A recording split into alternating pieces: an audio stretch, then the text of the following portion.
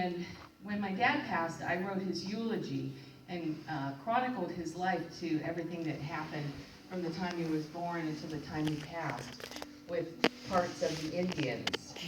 And so I was blessed because I was able to put that in Mike Hargrove's hands, and through his daughter, who's a friend of my daughter's, she said what a blessing that was to him.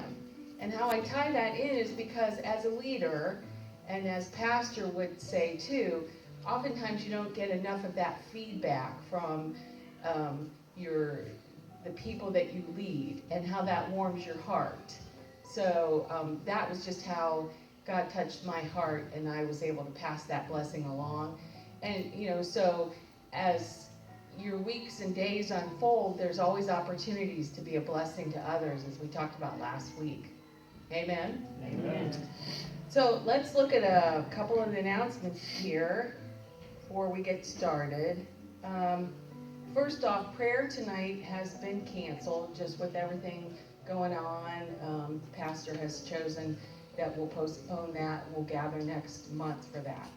However, today at 2 o'clock at Maslin at the plaza, they are gathering for prayer. We have 2 more this Sunday and next Sunday before election time. So any of you that can come out for that, I know that Major Tom from the Salvation Army, he's leading that with Pastor Barry, would appreciate that. Last week, he shared with us, Paul was there, that they're going up and down the streets of the city of Maslin, sharing not only that we're praying, but that need to get out and vote your conscience. And speaking of that, Pastor asked me to remind everybody that there's election guides out on the table. Take one, but then also share them with coworkers, with friends, because this is, as it says, citizen stewardship. Stewardship is a biblical principle. So we want to vote with biblical principles. It's not about personalities, it's biblical principles and how this election will affect each and every one of us. So there's lots of them out there, so please share those with friends, family, coworkers, as the need arises. Next week, oh my gosh, I don't know where the fall has gone. I don't know if anybody else feels like that. High school football is over. I mean, here we are, we're marching into November. So next week we change clocks. We fall back. So that gives us that extra hour, so there's really no excuse for being late. Right, honey?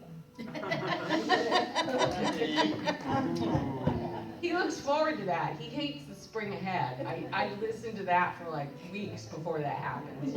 But, the fall back, he's okay with that.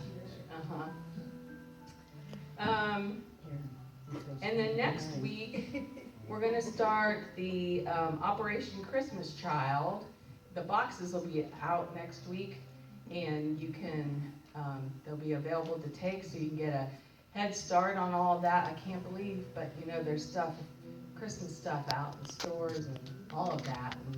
And I'm a holdout till Thanksgiving. So anyhow, so I wanted to honor Peggy, and what came to my mind because of all that she does is Proverbs 31. So if you'll just indulge me, I would like to read that. I'm out of the International Version. And it says, "A wife of noble character, who can find? She is worth far more than rubies. Her husband has full confidence in her and lacks nothing of value. She brings him good, not harm, all the days of her life.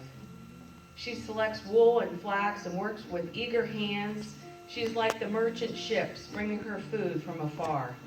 She gets up while it is still night, and she provides food for her family and portions for her female servants. She considers a field and buys it.